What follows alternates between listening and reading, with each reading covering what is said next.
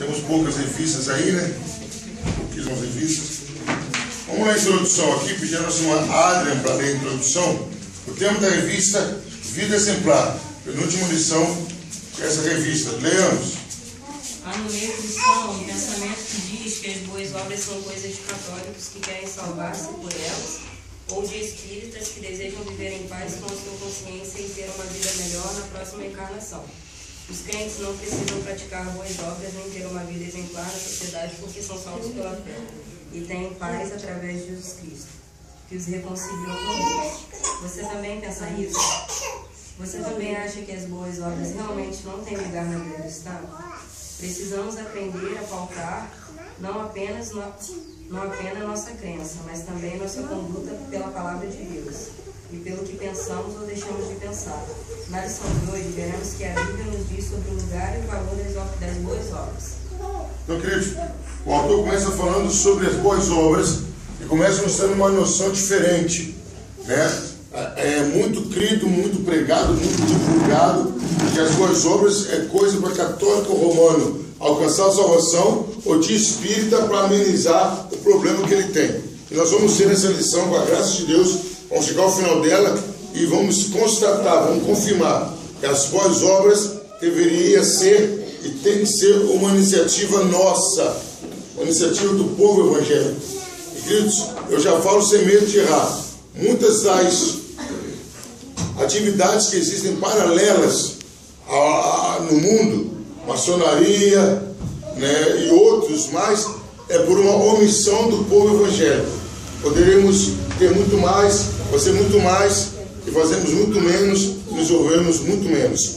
Amém? Vamos lá, primeiro ponto da lição: a manifestação da graça salvadora de Deus. Pode ler. O apóstolo Paulo diz que a graça de Deus se manifestou, isto é, penetrou em nossas trevas espirituais.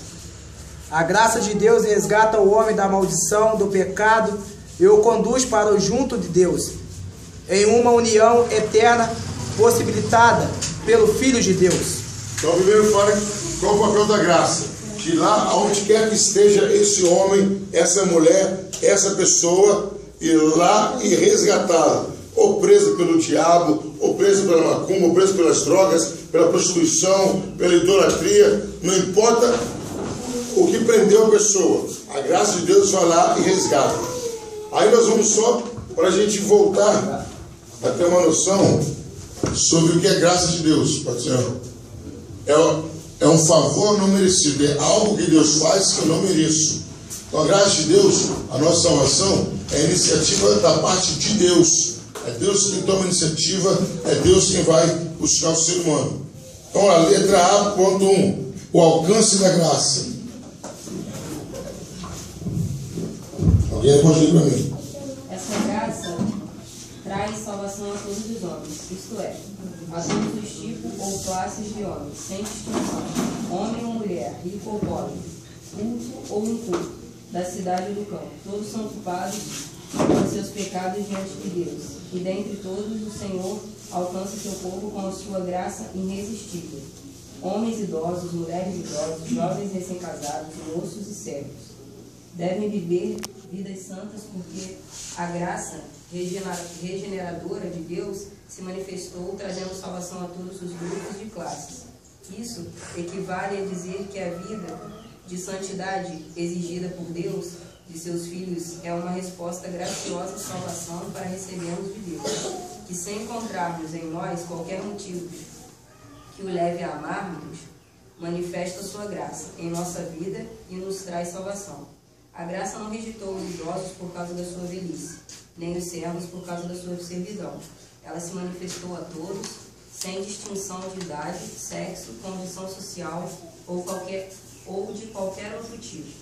Por isso, ninguém pode apoiar-se em seu grupo ou a classe que a pertence para que esquivar-se de viver uma vida santa diante de Deus. Queridos, eu costumo comparar a salvação, só para a gente ter uma ideia, é como se você ganhasse, você ganhou um Camaro ou uma Ferrari, você ganhou, alguém foi lá e te deu, não custou nada para você. Mas só que tem que a manutenção desse carro é caríssima. O que eu quero dizer com isso? A salvação é de graça. Você não tem que fazer esforço nenhum. Deus foi lá, te alcançou e te salvou. Amém? Amém. Mas a manutenção dessa salvação depende de você. Amém. Não adianta Deus ir lá te arrancar do meio do mundo e você insistir em ficar no meio do mundo. Não adianta Deus ir lá te libertar do vício e você ficar frequentando os lugares aonde tem vício. Não adianta Deus ir lá e te resgatar, te arrancar e você insistir na mesma prática, com a mesma conduta. É isso que está falando aqui. Uma vida de salvação, uma vida salva, ela necessariamente tem que ser seguida, acompanhada de uma vida de santidade, de santificação. E queridos, é uma coisa normal. Você acabou de tomar um banho, estava jogando bola ou trabalhando ou fazendo alguma coisa, você acabou de tomar um banho, tomou aquele banho caprichado. Se chegar alguém suado para te abraçar, você fala, não, pô, acabei de tomar um banho, vai me sujar. A gente tem esse cuidado, a gente tem esse zelo, a gente chega a ser até delicado. Pô, você chegou suado, acabei de tomar um banho. A gente deveria se comportar assim na nossa vida espiritual. Falando, eu não vou me envolver com você porque eu acabei de tomar um banho. Eu acabei de ser purificado por Jesus. Um vocabulário que vier ao seu ouvido, falando, não repete essa palavra para mim não, que eu acabei de ser lavado, meu ouvido foi lavado pelo sangue do Cordeiro. E queridos, nós temos que nos comportar assim. Não é você acepção de pessoa, e tem uma conduta diferente. Eu até estava comentando com uma pessoa essa semana, vocês passam uma situação mais complicada que a minha. Porque quando eu chego, é o pastor. Aí muda a conversa, muda a maneira de falar, corta a conversa que não é agradável, que chegou o pastor. Vocês às vezes chegam, a pessoa continua falando da mesma maneira. E você tem que se impor, você tem que corrigir a pessoa. A pessoa falou um palavrão, você fala, que palavra é essa aí? Não, para com isso, não fala isso perto de mim não. Eu lembro que eu presenciei, tinha uns homens conversando, meu pai trabalhava na Telege, e quando meu pai chegava, as pessoas falavam, chegou o seu João, vamos parar com essa conversa, que ele é evangélico. E tem que ser hoje ainda assim.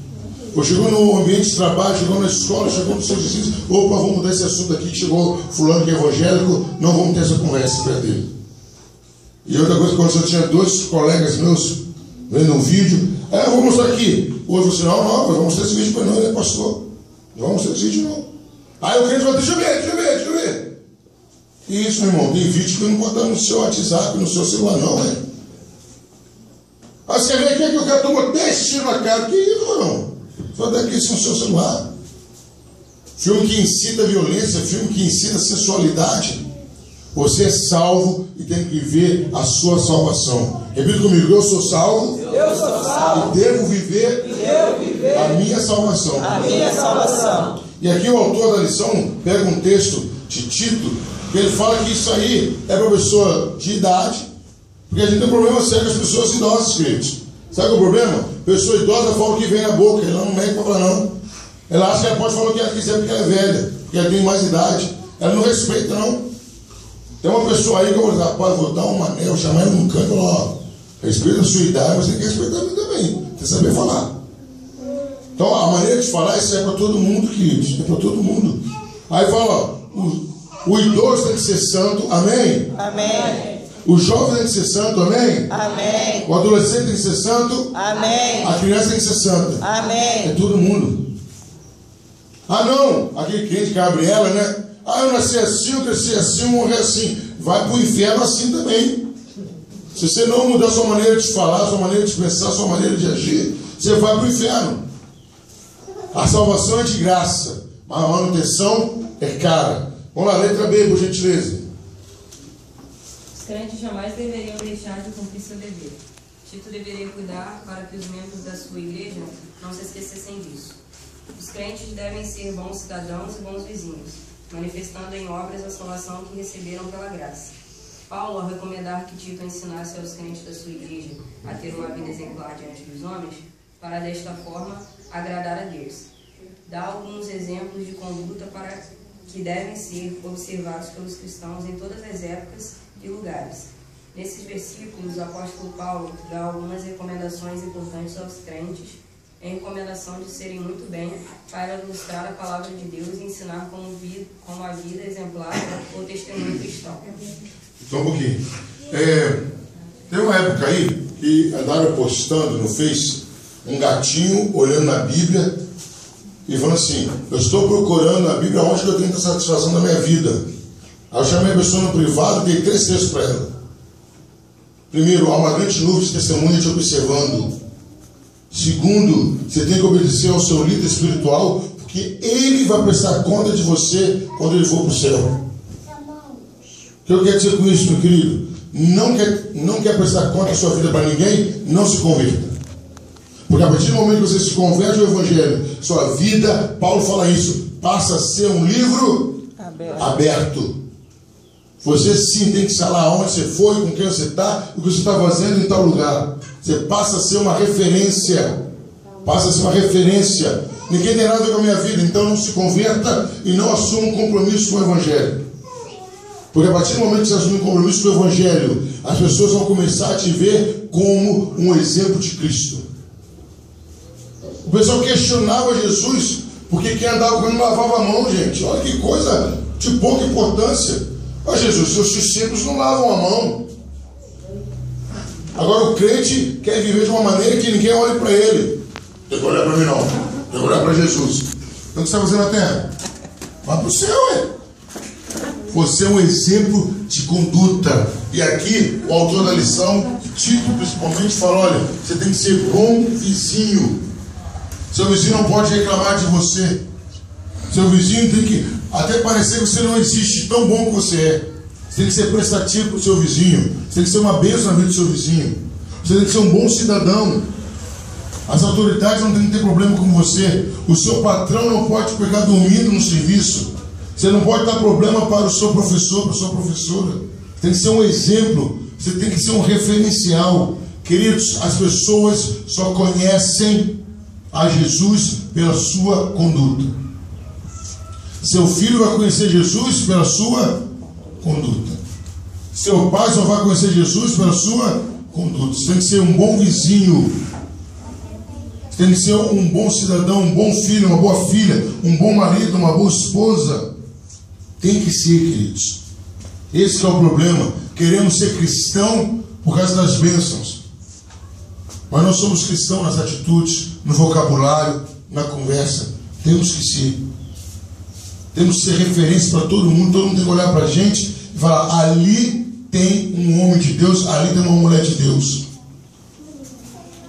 E queridos, interessante que José do Egito era proveniente, na cabeça dos egípcios, de escravo, mas ele foi respeitado e visto como homem de Deus.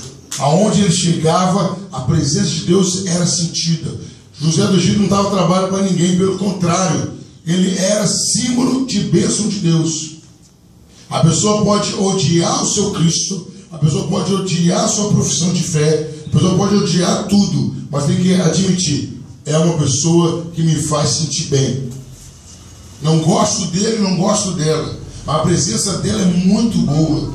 E queridos, é isso que o autor está falando. Aí no segundo ponto tem o ponto 1 ainda. Primeira recomendação se refere à difamação. Alguém lê pra gente? A primeira recomendação refere-se à difamação. Certamente que alguns irmãos nem precisam ouvir essa recomendação, porque já possuem domínio próprio, suficientemente força para usar com sabedoria a temperança da sua língua. Insultar ou usar linguagem inadequada certamente é algo que deve ser evitado por todas as pessoas, principalmente por aqueles que usam a língua para louvar o Senhor. Vamos ver Tiago 3, versículo 9. Tiago 3, 2 e Tiago 3, 9. Cada um lendo um, por gentileza. Está pertinho aí de Tiago. Tiago 3, versículo 2. Porque todos tropeçamos em muitas coisas. Se alguém não tropeça no falar, é perfeito, varão, capaz de refrear também todo o corpo. 9. Com ela bendizemos ao Senhor e Pai, e com ela amaldiçoamos os homens feitos à semelhança de Deus. Aí, queridos, o que Tiago está falando claramente? Você não pode defamar ninguém. Você não pode falar mal de ninguém. Você não pode criticar ninguém. É isso que o Tiago está falando. Aí você bendiz a Deus, adora a Deus, e instantes depois você está falando mal de alguém, está insultando alguém, está difamando alguém. Não importa o que ele fez contra a sua pessoa, não importa se ele te deu cano, se ele te roubou, se ele deu em cima da sua mulher, se ele bateu no seu filho, a sua boca que adora a Deus não pode falar mal ou do filho ou da criatura de Deus. E queridos, cabe a você e a mim sermos esses fiscais. É seu irmão de igreja começou a falar mal de alguém, falou: irmão, que isso, irmão? Você estava ontem louvando a Deus, agora você está fazendo isso? Ontem eu não saí da graça, ontem eu entrei na graça. Parei um cidadão da nossa igreja na rua e descasquei ele na rua. Rapaz, eu marquei para conversar comigo. Tem 15 dias que eu estou esperando o cara falar comigo, o cara não tem tempo para mim, rapaz. Aí quando ele estava com um problema, me ligava toda hora. Agora, falei: não, eu quero falar com você. Tem 15 dias que eu estou esperando. Ah, você não vai vir a mim? Não, não tem problema. Vou falar com você agora. Meu irmão, estou preocupado. Sabe que eu estou preocupado com você? Você está indo no monte, está jejuando, você está na porta do bar falando palavrão, meu irmão. Às vezes está preocupado em não cair, mas o seu mau testemunho está fazendo pessoas caírem. Às vezes que nós não estou firme aqui na igreja, estou firme, estou indo no culto, mas o comentário que você faz de alguém, a maneira que você difama alguém, você está escandalizando a pessoa. Você não saiu da igreja, mas está colocando um monte de gente para fora da igreja. Eu falei com ele: meu irmão, você tem que vigiar o que você fala. Palavrão não pode ter na sua boca, não, meu irmão. O que adianta? Estou lá no monte. Aí vejo só uma filha de uma filha. Que é isso, mano? Está errado, mano.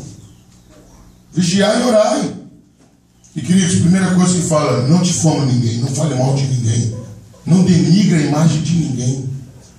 Porque não adianta eu estou brigado com a Bruna, vai adiantar eu falar com a Pâmela? Não vai, eu tenho que falar com quem? Com a Bruna. Ô Bruno, vem cá, Bruno. Você fez isso, não gostei. E ela fala com jeito também, fala com sabedoria. Tem muita gente que confunde sinceridade com ignorância. O fato de eu ser sincero, eu não posso ser ignorante com a pessoa, eu tenho que falar direito com a pessoa.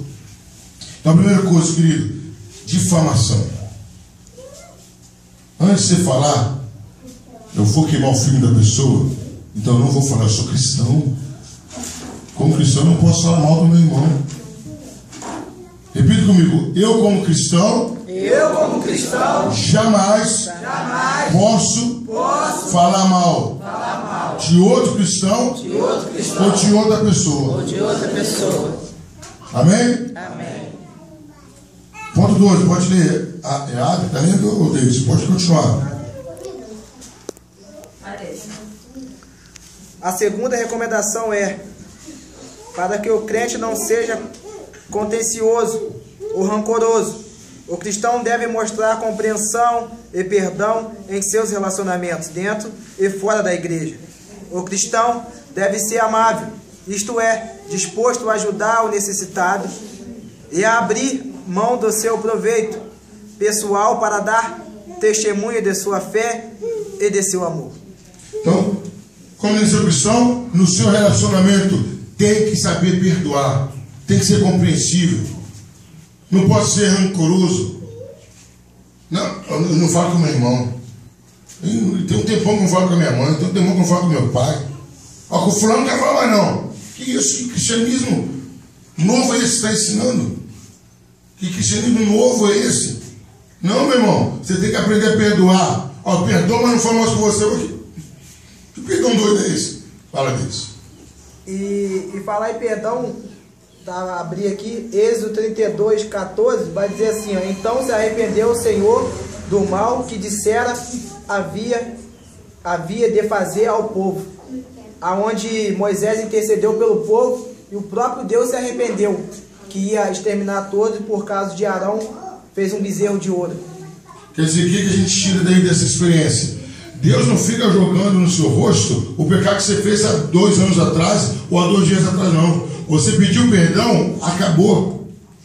E aí, queridos, quantos namoros, quantos casamentos, quantas sociedades, quantas igrejas acabam porque tem um crente rancoroso que guarda rancor, que perdoa, mas não esquece. Eu perdoo, mas não fala mais comigo não, hein? Guardando rancor dentro do coração até hoje. Queridos, a recomendação é: perdoe e viva o perdão que Deus deu na sua vida. Queridos, a gente conhece histórias, inúmeras histórias, porque as duas pessoas não quiseram dar o braço a torcer, aí acabou com uma situação favorável. As duas pessoas foram turronas, as duas pessoas bateram o pé. Eu estava falando um dia desse, a pior coisa que tem isso aqui que é a razão. A pessoa, quando está com a razão, ela pisa no pai, pisa na mãe, pisa em todo mundo, desfaz de todo mundo. A pessoa que está com a razão, ela acha que pode fazer e desfazer. E queridos, o cristão tem que aprender a perdoar. O cristão tem que aprender a ser amável. O cristão tem que ser aquela pessoa que abre mão do seu proveito pessoal para dar bom testemunho. Não, era direito meu. Eu podia fazer isso sim. Mas tá bom, Franco, tá bom. Ah, esse é meu lugar. Tinha igreja, que eles conheciam história em igreja, que fulano, tipo assim, só onde estava o irmão Marcos ali. Todo culto a pessoa sentava ali. Um dia uma pessoa sentou ali. A pessoa fez o visitante sentar no lugar dela. Porque ali era o lugar dela. Não, era o lugar, eu sentei há 10 anos. Gente, mas tem isso ainda. Pessoas que deixam de ter privilégios porque não abrem mão do seu suposto direito. Número 3. Recomendação radical. O ponto alto de recomendações de Paulo sobre a vida exemplar cristã encontra-se no versículo 2. Dando provas de toda cortesia para todos os homens. Repare que Paulo não ensina a igreja a mostrar um pouco de cortesia a alguns. Também não ensina a mostrar toda a cortesia a alguns homens. Também não ensina a mostrar um pouco de cortesia a todos os homens. Ele ensina a mostrar todas as cortesias a todos os homens, sem exceção, mesmo que sejam os cretenses, sempre mentirosos, feras terríveis, ventres perigosos. O cristão deve mostrar os efeitos da graça salvadora de Deus em sua vida, até mesmo aqueles que o hostilizam. Aqui, como tu está falando agora aqui, queridos, você tem que ser cortês. Você tem que mostrar cortesia para todo mundo. Você tem que dar o seu lugar para alguém sentar. E, queridos, uma coisa que uma pessoa que já observou, e uma coisa que a gente quer imitar Jesus em muitas coisas, não é? Mas são poucas pessoas que imitam Jesus em João 13. Qual, pastor? O que Jesus fez em João 13? Jesus fala o seguinte: que o maior sirva o menor. Aí o lanche na igreja, como que é, Neilson?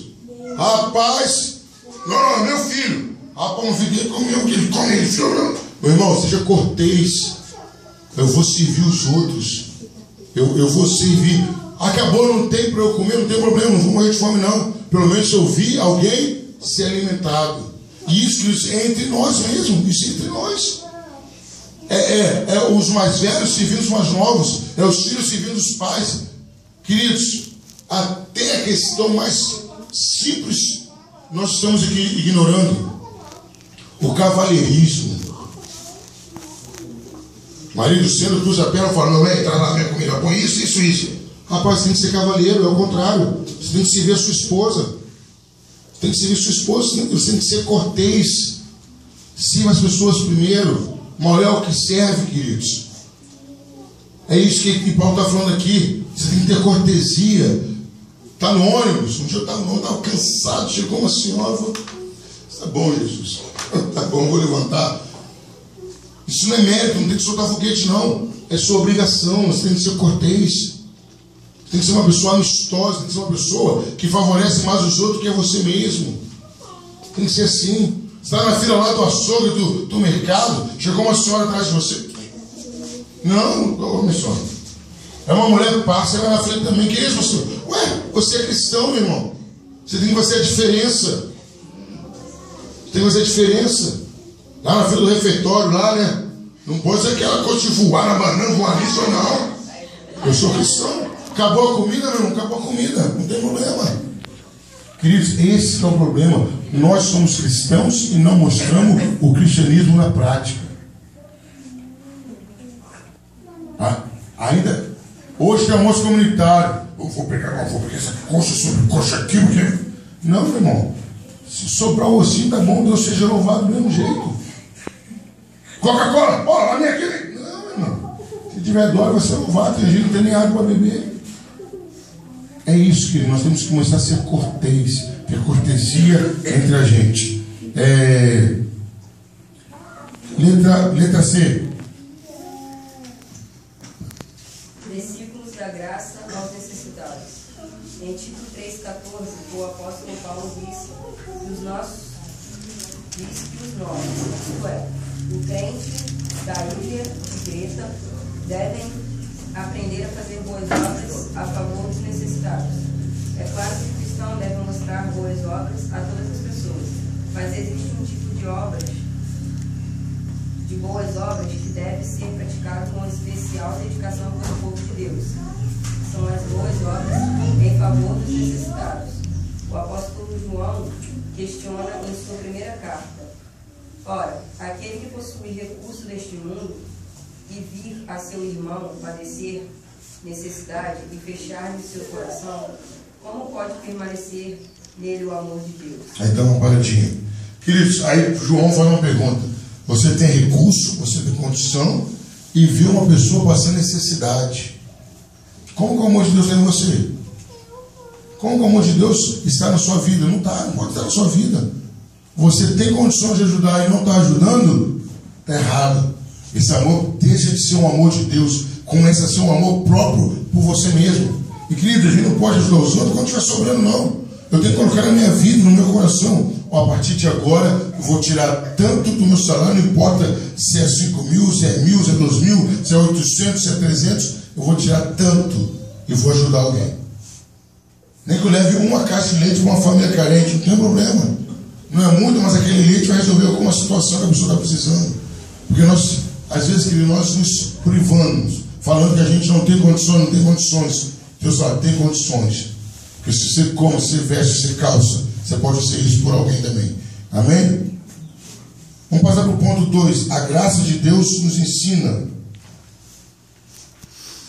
A graça ensina, educando-nos para que, renegados à impiedade e às paixões mundanas, vivamos no presente século, sensata, justa e piedosamente, aguardando a bendita esperança e a manifestação da glória do nosso grande Deus e Senhor Jesus Cristo.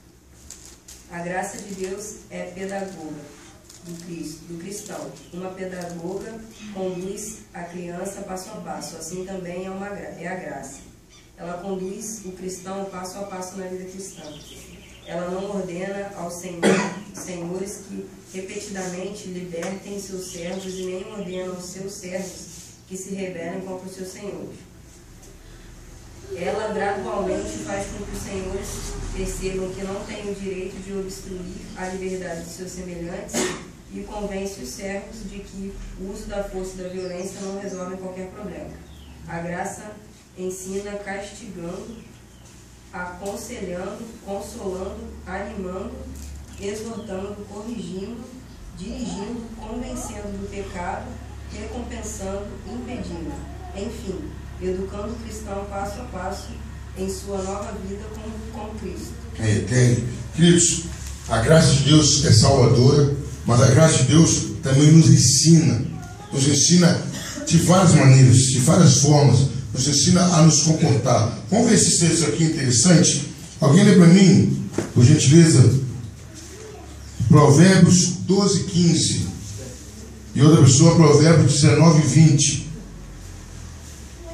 Depois João 14, 26. Provérbios 12, 15.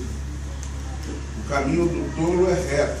O caminho do tolo é reto aos seus olhos, mas que dá ouvido ao conselho é sábio. Então, acredito. O tolo, ele acha que o que ele está fazendo está certo, na direção certa. Mas quem dá ouvido a conselho se torna sábio. É uma maneira da graça nos ensinar. Provérbios 19, 20. Ouve o conselho e recebe a instrução para que sejas sábio nos teus dias por vir. Então, queridos, a pessoa sábia, ela sempre vai pedir conselho, ela vai parar para ouvir. E é uma coisa que Tiago já falou, nós já estudamos aqui, que o homem esteja pronto para ouvir. Esse que é o problema, ninguém quer ouvir. Com a pessoa que eu estava falando ontem, Valão, você não vai deixar eu capaz de falar, não, Valão, tá difícil. Aí eu apelei mesmo, você tá cheio de contato com o Espírito Santo, até agora o Espírito Santo não te ensinou a ouvir? Não pode ser, ué. Até agora o Espírito Santo falou, fica quietinho, baixa a bola e escuta. Não pode ser que o Espírito Santo te ensinou isso até agora. Porque ele ensina. Então, quer ser sábio, ouça conselhos. Escolha os conselhos que são apropriados para você. João 14, 26. Jesus respondeu: é aquele a quem dá o pão molhado, e molhando o pão deu ajuda. João 14, 26. Mas o Consolador, o Espírito Santo, a quem o Pai enviará em meu nome, esse vos ensinará todas as coisas e vos fará lembrar de tudo quanto eu vos tenho dito. Quer dizer, o Espírito Santo vai nos animar, nos orientar. Agora o próximo versículo interessante também, vamos ver Hebreus 12, 6. Hebreus 12, 6. Porque o Senhor corrige o que ama e açoita a qualquer que recebe por filho. O Senhor corrige quem ama e açoita, e bate a quem ele recebe por filho. É filho, ele vai corrigir. Ele vai chamar atenção, ele vai puxar a orelha. Porque não tem jeito, queridos. Nós, os seres humanos, se formos largados de mão a nosso bel prazer, não adianta, a gente mete o pé pela mão. A gente diminui a leitura bíblica, a gente diminui a oração, a frequência na igreja já não é a mesma, o testemunho não é o mesmo. Tem que ter alguém sempre puxando a nossa orelha. Nossos pais foram assim, né? Às vezes alguém reclama do pai e da mãe, mas se você não tivesse o pai que você teve, a mãe que você teve, seríamos bem mais complicados do que nós somos hoje. Eles não tiveram talvez uma metodologia correta ou a sabedoria suficiente para nos ensinar. Mas em muitas coisas eles nos ajudaram a não meter o pé pela mão.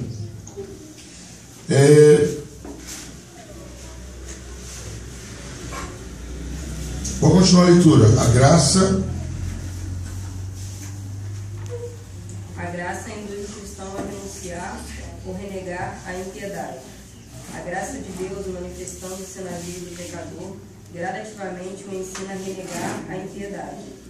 Esse repúdio à impiedade é gradual, mas também é definitivo. Esse repúdio à impiedade pode demorar um pouco para se desenvolver e tornar-se maduro. Pode até passar por uns momentos de crise e enfraquecimento, mas nunca deixará de existir, pois aquele que uma vez foi feito alvo da graça, nunca deixará de ser educado por ela. Então, uma paradinha. Olha que coisa interessante. A graça de Deus, ele vai agindo em você e gradualmente você vai abandonando algumas práticas suas. Vocabulário, sentimento, pensamento. Você vai abandonando. Vai ter até um momento, como o autor disse aqui, com muita propriedade, de enfraquecimento. Mas você continua sempre evoluindo. Eu estava conversando com uma pessoa essa semana. Eu estava com a pessoa, a vida cristã, vamos falar um pouquinho de Olimpíadas, né? O problema é que tem muita gente levando a vida cristã como corrida de 100 metros. Como que é corrida de 100 metros? 9, 10 segundos, venceu. E eu falei com a pessoa, a vida cristã não é uma corrida de 100 metros. A vida cristã é uma maratona. Você tem que marcar um ritmo constante. E se você na maratona começar a correr, vai chegar ali na frente, acabou. Aqui é o último, ela está te passando e ainda te dando tchauzinho. E às vezes, muitas vezes é assim, queridos. Tem um momento que a gente está a 100 metros, corre igual doido. Chega lá na frente, já para, já desanima, já senta no meio fio. Então, meu querido, eu costumo dizer isso muito para relacionamento. Quando o casal começa a namorar, eu falo o seguinte: olha, coloca um ritmo no seu namoro que você possa conservar no seu casamento. Como assim? No namoro, uma semana é bombom, outra semana é flores, outra semana é pizza, outra semana é cinema, outra semana é isso, aí casa. Ah, meu bem, eu sou uma pessoa caseira. Mas no namoro você não era. Por que você mudou? Não mudei nada, mudou sim. Que no namoro você fazia, acontecia um monte de coisa, no casamento você não quer fazer nada. E a vida cristã tem que ser assim, querido. Que você faça seu jejum, que você ore, que você vá um monte, mas se preocupe em manter uma coisa sempre constante. Eu não sou aquela pessoa que que explode, que faz isso, faz aquilo. Mas eu sempre estou fazendo. Eu não parei em hora nenhuma.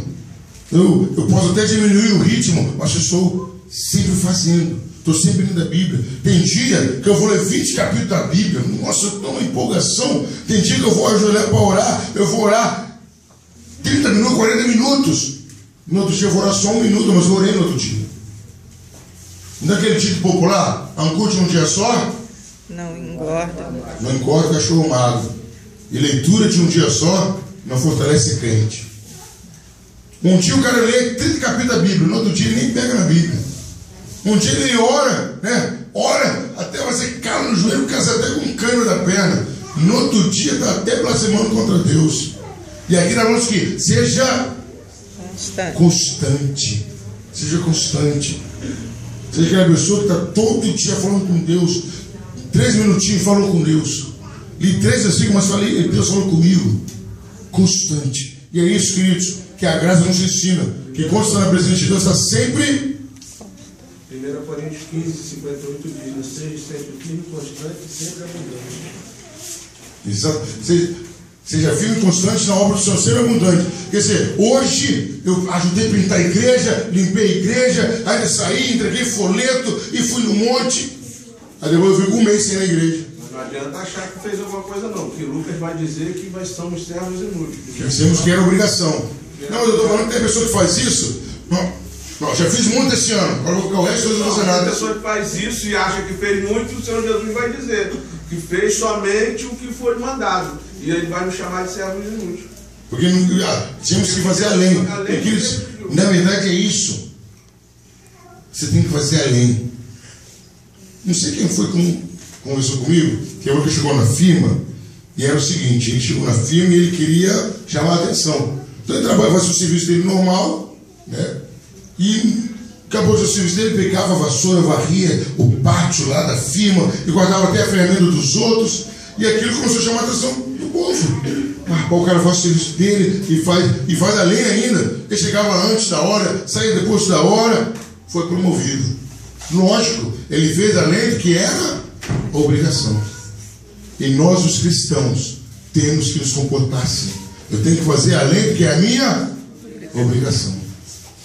E outra coisa, não faça só para os outros ver, não.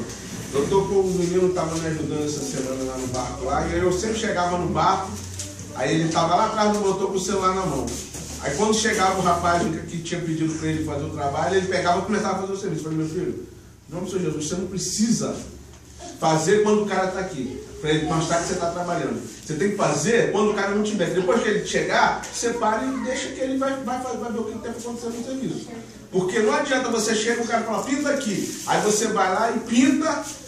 Aí quando ele vira as costas, tu para. Quando ele chega, tu volta a pintar. Negativo. Estava falando que você é muito mole. Rapaz, não cabe muito de pintar isso. Só vai querer mostrar pro cara. E tem muito cristão que é assim, na frente do pastor, na frente dos outros, ele quer mostrar quem ele é.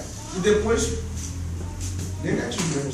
Quando você não tiver, quando ninguém estiver olhando, você tem que mostrar quem você é. Exatamente. Eu vou pegar um gancho nisso aí. Estava conversando com uma pessoa, a pessoa falou assim: não estou muito à vontade de fazer isso. Aí eu assim, me fala uma coisa aqui. Você faz tudo que o seu patrão manda? Faço. Você cumpre as suas obrigações do seu patrão? Claro que eu cumpro. E tudo que ele pede te agrada? Aí ele já pegou a pegadinha que eu tinha feito para ele, né? O seu patrão, que está limitado só para pagar o seu salário, você faz coisas até que você não quer.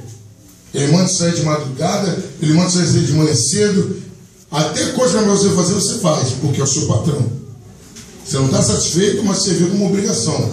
Agora, para Jesus, que você também tem as suas obrigações, você não faz porque você não está satisfeito, porque eu não estou me sentindo bem. Aí antes de eu falar, Deus, ele me deu a fita aí, né? Ele colocou na reta. Não, porque o meu coração, aí eu soltei igual assim. O coração do homem é enganoso, meu irmão. O coração do homem é enganoso. E Jesus fala que as piores coisas vêm do coração do homem. Mas e ele insistiu ainda. Meu coração, vocês não estão entendendo. Será que eu estou falando alemão? Eu falei: você está falando alemão, você não está entendendo. Que o cristão não se guia pela sua própria vontade. Você quer fazer o que você quer? Não seja cristão. Porque a hora que você virar cristão, você vai fazer a vontade de Deus, de Cristo. E eu citei o maior exemplo de todos. Qual foi a oração de Jesus no Getsêmani?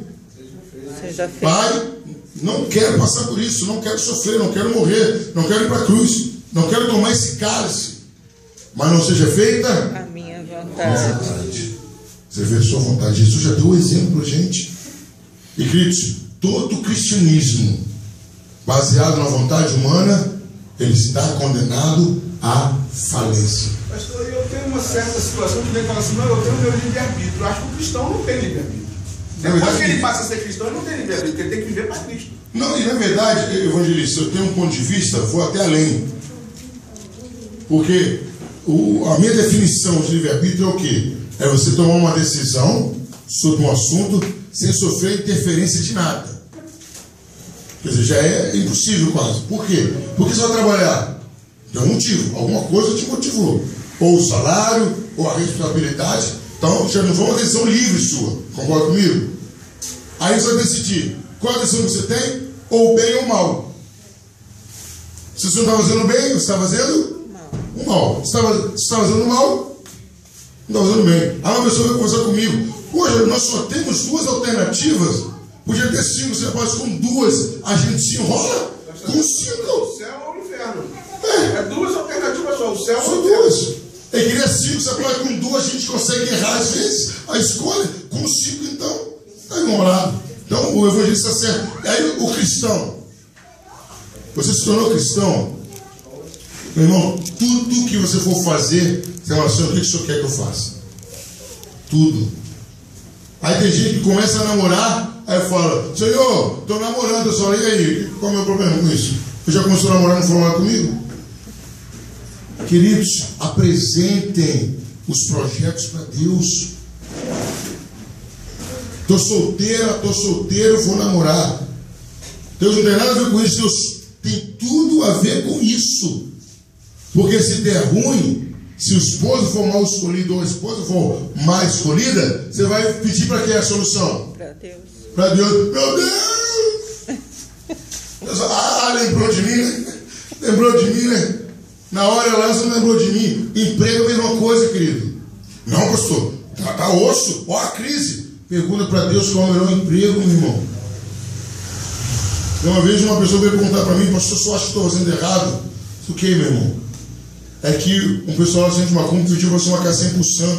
Meu irmão, você é cristão, como você vai fazer uma construção dessa, meu irmão? Como, meu irmão? Não combina. Deus vai prover outro meio para você. Deus vai prover outro meio. Queridos, é para tudo. Consultar a Deus para tudo. Eu sou pedreiro. O cara chega para mim, eu pego uma obra. Eu sou empreiteiro, sou cristão, sou pastor. O cara pega e me dá um projeto para fazer a obra dele. Ele não vai colocar que você faça uma casa ali que é pro santo. Você não vai fazer? Você tem o direito de falar que não. É igual um amigo meu. Amigo meu chegou lá, a mulher não era cristã, ela é uma macumbeira, que coisa. Ela é a patroa dele, falou, limpa o santo para mim. Ele falou que não ia limpar, porque não. Peraí, se eu sou empregado, estou limpando a imagem. São coisas diferentes, O cara já era funcionário. O empreiteiro, ele vai se informar da obra e ele não, isso aí eu não faço. Não, mas se você pegou uma obra, tem um contrato, você pegou uma obra para fazer, você. Mas você vai analisar a obra. Você vai analisar. É igual, aí um colega meu falou, não, tu não limpa dessa santa. Aí foi mandar embora para ele fazer uma prova. Eu falei, peraí. Eu ainda mesmo com X14 na cara dela. Não, eu vou dizer, como eu estou te falando. Você é funcionário. Você já é funcionário. Você entrou lá, você assinou os carteiros, você é funcionário. Aí você é funcionário. Saiu a cor da roupa dela aqui, ó. Desbotou. Não tem nada a ver com isso, ó. Eu estou falando, é diferente. Vamos ver aqui. É diferente, vamos supor, o Fábio corta cabelo. Aí o cara chama ele lá no cinema, vamos aqui, ó. Eu quero que você rapa a cabeça desse povo aqui que eles vão tentar passando. Pô, pelo amor de Deus. Ó, vou te pagar R$20 o código, mas meu irmão, nem se fosse 50. Nem se fosse 50. Igual o irmão Marcos, eu já mexi. Vamos instalar a câmera. Aí chega um pessoal e fala, eu quero que coloque a câmera assim, eu sei qual é o motivo, o que eu tenho que fazer. Meu irmão, mano, não vou. Não tem jeito. Eu conheci uma pessoa que vendia, um crente, vendia galinha, vendia coisa. Chegou uma mulher para comprar, ele queria tantos galinha preta e tantos bote preto. Cara, eu não vou vender para você. Cara, eu pago o dobro. Eu não vou vender para você. Eu não vendo para essas coisas e não vendeu. Aí vai passar prova, meu irmão? É melhor passar prova do lado de Jesus do que ser abençoado contra Jesus. A respeito disso daí, muitas vezes meu patrão manda eu ir lá no jogo, escolher o jogo para ele, não vai querer fazer jogo. Então eu devo fazer o quê? Ir ou não ir? Não ir. Porque se eu não for contratado para isso, meu querido, olha só. Primeiro, eu sou cristão. Ninguém vai acreditar que eu estou fazendo para o Senhor. Primeira coisa, ninguém vai acreditar que eu estou fazendo para o Senhor. Segundo, o Senhor está me fazendo uma tentação. Que eu estou no osso. Estou indo lá. No dia que o Senhor ganhar, eu vou ser tentado também a fazer. Com todo respeito do Senhor. O Senhor manda fazer qualquer coisa. Eu não fui contratado para isso. Né? O pastor é radical. O cristianismo é radical. O cristianismo é radical. Essa é a situação. O cristianismo não tem como a gente dar um jeitinho, né? Exatamente. E falar em radical agora, deu para entrar aqui no texto aqui que eu estava vendo aqui em Mateus 8,18. Jesus põe à prova aqueles que queriam segui-lo. Aonde um vai dizer, deixa eu visitar meu parente que estava morto. Ele, não tem como. Não tem como visitar. Deixa que os mortos sepultem os mortos. Exatamente. Não, e quando João Batista estava pregando, chegaram pessoas lá, soldados, e aí o que nós vamos fazendo? Pare de pegar suborno. Na lata. Um ganchinho aqui no que Deus. Eu ia falar com o presbítero. Lá ele recebe aí, mano. Ele falou até essa passagem, ele falou, deixa eu visitar o meu irmão, mas a Bíblia aí não se refere que estava morto. Concorda? Ele não falou assim, ó, ele morreu. Não morreu ninguém. Não diz assim, ó. Ele falou, deixa os mortos, deixa eu visitar, enterrar os mortos. Não é isso? Leia o versículo aí. É isso. Então quer dizer, de repente o cara estava inventando uma desculpa esperando morrer o pai. Não, mas a tradição era essa aí. De repente o cara falou assim, não, cara, eu vou esperar o meu pai morrer para ser cristão. Não, mas exatamente, é essa a ideia. Né? Não, de repente acha que estava tendo velório, o cara falou, não, eu vou enterrar meu pai e vou seguir o seu. Não, a tradição era, o último filho que não casasse, só podia casar depois que o pai morresse. Aí você, não, deixa eu sepultar meu pai, quer dizer, depois que meu pai morrer eu vou. Aí Jesus olha, meu pai vai viver 100 anos, eu não vou trabalhar. O que Jesus está mostrando é o seguinte, eu estou acima da tradição e da cultura. Agora, a cultura brasileira fala que carnaval é folclore. Não, meu irmão, carnaval é festa da carne. Ah, não, a festa junina é festa da carne, é em junho, mas é festa da carne. Então, o cristianismo está acima de cultura, de tradição, de achismo e de qualquer coisa. Por isso, ser cristão é a coisa mais difícil do mundo. É a melhor do mundo, mas é mais difícil. Amém? Vamos lá, para finalizar, a graça de Deus nos purifica. O terceiro ponto. Para finalizar, a graça de Deus nos purifica. Movido pela sua graça, Cristo entregou-se por nós, isto é, em nosso favor, em nosso lugar. Onde quer que a graça de Cristo se manifeste, ela traz consigo novidade de vida. Para aqueles que serviam ao pecado como escravos, ela traz a redenção. A contemplação desse fato deve levar o cristão a procurar viver para glorificá-lo. Além disso, o Espírito Santo, o nosso santificador, foi enviado por Deus para habitar definitivamente no coração do cristão, o que nos capacita a devolver nossa santidade, que é uma consequência inseparável da generação. Então, até aí, queridos, quem diz então? A graça de Deus nos purifica.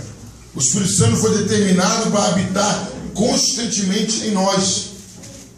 E aí, regeneração é a gente ser feito de novo, nova criatura. E uma vez feito nova criatura, devemos viver como nova criatura. Novos hábitos, novos costumes, novo vocabulário, novas companhias. Porque, queridos, não tem jeito. Uma pergunta clássica aqui que eu já fiz várias vezes. Um homem casado fica andando com homens solteiros ou viúvos, aquele casamento dele está correndo o risco de terminar. Você tem que andar conforme a classe que você vive. Se é cristão, ande com cristão. 2 Coríntios 5,17 pode explicar isso ou não? 2 Coríntios 5, você pode, que esse aqui nova criatura é. As coisas velhas já passaram. Meu irmão, aquela prática antiga passou. Mudou. Não tem jeito. Mudou e é uma coisa normal, queridos. Quando você a gente estudando, está todo mundo na primeira série. A gente tem amigo da primeira série. Não pessoal da primeira série. Naturalmente, quando a gente vai para a segunda série, a maioria das nossas amizades mudam também. Ainda que algum colega nosso repetiu a primeira série, você perde o contato com ele, não é mais a mesma convivência. Aí o cara está na 8ª série, no 9º ano, você está no 1º ano, 2º grau. Muda, você perde contato. Aí se ele parou no 2º grau, você foi para a faculdade, naturalmente o seu mundo é outro, sua cabeça é outra, suas atividades são outras, vai perder o contato. Isso é normal, queridos, no dia a dia isso é normal. Quando um casal começa a namorar, há uma naturalidade de ambos perderem contato com as amizades. É normal isso também. E na vida cristã não pode ser diferente. Eu me tornei cristão, aquelas amizades que não me acompanharam, que não são pessoas cristãs, eu vou perder contato com elas. Não tem como eu manter o mesmo contato, o mesmo assunto. Primeiro, domingo, eu vi do culto, ele veio de um forró. Segunda-feira vai ter assunto. Qual assunto que o Munguinho vai ter? Rapaz, o culto foi uma vez. Rapaz, o forró foi. Pô, não foi bem isso. Rapaz, o fogo caiu lá na igreja. Rapaz, no forró caiu no quê? Um pau, todo mundo brincou. Os assuntos já começam a ser diferentes. Os assuntos não batem mais. O que te chama atenção na televisão já não chama mais atenção da pessoa, já é outra coisa. Você quer ouvir um louvor, quer ouvir uma música. Então, queridos, ser cristão é ser diferente e causar diferença também. Amém? Vamos lá para o primeiro objetivo. Acho que está tempo. Qual o primeiro objetivo que Jesus se entregou a vida por nós? Foi redimir seu povo.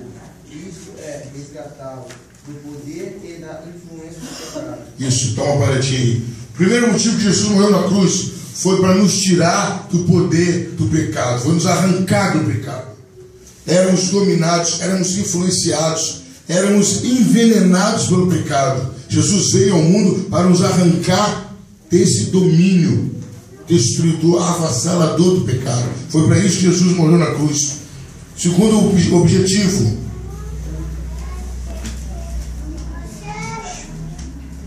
pelo qual Cristo se encontrou por nós, foi purificar para si um povo zeloso de boas obras.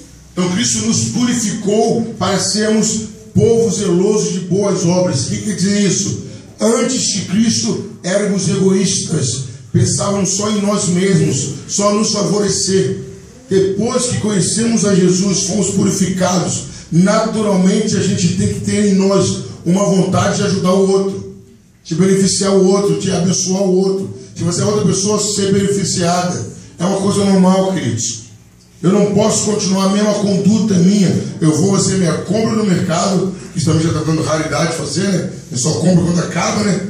Acabou o arroz, vai lá e compra o arroz. Acabou o açúcar, vai lá e compra o açúcar. Mas eu tenho que fazer o quê?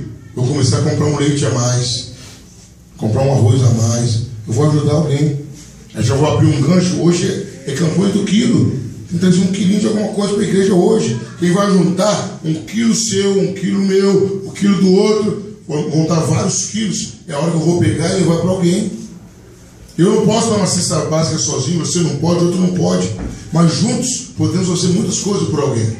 E aí está falando, você foi salvo, você foi chamado por Jesus, você foi purificado por Jesus para fazer boas obras, para você ajudar as pessoas, para você estar presente, você dividir as coisas com as pessoas. Alessandro, lê para a gente aí a conclusão, por gentileza. O texto de Tito 2:11-14 nos ensina que o motivo pelo qual todo membro do corpo de Cristo deve ter uma vida de piedade e boas obras, é que a graça de Deus penetrou em nossas trevas espirituais de forma a trazer salvação a todos os tipos de pessoas.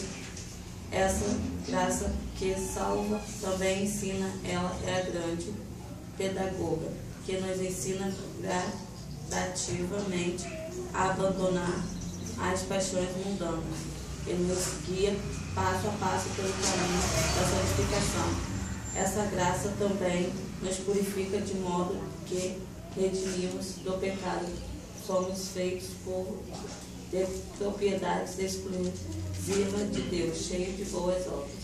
Então, essa graça, ela nos resgata, ela nos purifica e ela vai nos ensinando. E, queridos, a gente tem que tomar cuidado para a gente não cair naquele crente anão.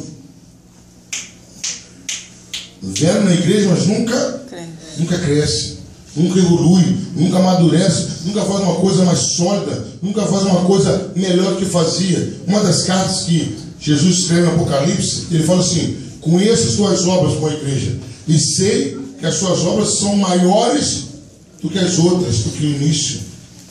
Querido, a gente tem que fazer mais, tem que fazer mais. Eu tenho que aprender mais, eu tenho que crescer mais, eu tenho que desenvolver mais. E comece a brigar com você sobre isso. Você entrou na igreja, você não orava, você não sabia, normal. Mas em 3 meses, em 6 meses, você tem que lutar para aprender a orar. Não, eu vou começar a orar em público. O pastor Paulo me chamar para orar, que eu vou orar. Eu não cantava, agora eu vou cantar. Antes eu não sabia falar um versículo. Não, agora eu tenho que aprender a falar um versículo de escola. Eu tenho que decorar a Bíblia. Eu tenho que aprender. Eu tenho que estar evoluindo, queridos. Imagina você entrar numa firma para aprender a pintar. Aí o cara te ensina, ó, você faz assim com um pincel. Aí passa um mês.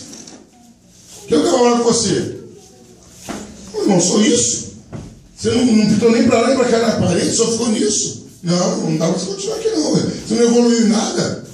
E, queridos, isso tem que ser a nossa luta. Eu tenho que melhorar, eu tenho que progredir, eu tenho que amadurecer. Cada dia que passa, hoje eu tenho que ser melhor do que ontem e pior que amanhã. Eu tenho que estar melhor. Todo dia eu tenho que evoluir, todo dia eu tenho que crescer. Todo dia eu tenho que ter experiência nova com Deus. Todo dia eu tenho que amadurecer com Deus. Todo dia eu tenho que descobrir coisas novas com Deus. Se hoje eu li 2 versículos da Bíblia e não entendi, amanhã eu vou ler 2, mas eu vou entender. Eu vou gastar meu tempo ali, vou investir meu pensamento para entender a palavra de Deus. Eu tenho que terminar um ano de evolução. Imagina, você fez 1 ano de curso técnico de enfermagem. Chegou lá, não sabia da injeção, não sabia aferir a pressão, não sabia nada. Terminou 1 ano, você continua sem saber da injeção, sem aferir pressão. O que vão falar desse curso seu? Irmão, esse curso não vale de nada. Já viu quando alguém começa a fazer curso de inglês? Rapidinho ele começa a falar algumas palavras em inglês, aí já tira onda, né? Isso, e pergunta uma palavra em inglês, porque está aprendendo. E, meu querido, você tem que ter essa preocupação dentro da igreja. O Alexandre também sabe orar, né? Vamos fazer visita no hospital, Adriana Maria. 3 leitos, Erivelto, num quadro. Não vou fazer 3 orações. Não vou. Estou com 3 homens aqui. É para melhorar, esqueci o óculos. Obrigado a Deus. Leia, Alessandro. Salmo tal, versículo tal. Leia, eu estou sem óculos. A primeiro leito, a gente foi, ele se emocionou, se arrepiou. Bom. Chegamos no outro. Rapaz, em cada acidente que acontece, o outro, a moto bateu, sei lá o que foi, né? Ele bateu com o peito no poste. A batida foi tão forte que estourou o baço do cara. Falei, rapaz, que filosofia que você leva nessa moto? Aí, tá doendo até agora, não? Também, você bateu com o peito na moto, com o peito no poste. Eu falei que a roda dele travou, eu vou de peito no poste. Aí, Alessandro, leu o texto aí. Ele leu, ficou aliviado. Não, pode orar de uma vez. Já ora de uma vez. Se o cara morrer, fica na sua conta aí. Porque você tem que estar evoluindo. Olha, Alessandro. Tá, 1 semana, 2 semanas, 3 semanas, 1 mês, 3 meses, olha aí. Foram 3 meses, não está orando ainda, pelo amor de Deus. 1 ano. Ai, não manda orar, não. 1 ano, você não consegue falar Senhor Jesus, obrigado por tudo, amém? Não, tem que começar a evoluir. Vamos lá pro irmão. Tem irmão até acabaram na cadeira, só ficar um tempinho assim, não. Luta, fala, Senhor, eu quero mais do Senhor. Eu quero crescer, eu quero evoluir, Senhor. Eu não posso ficar Foi falado aqui uma escola dominical, a gente conhece gente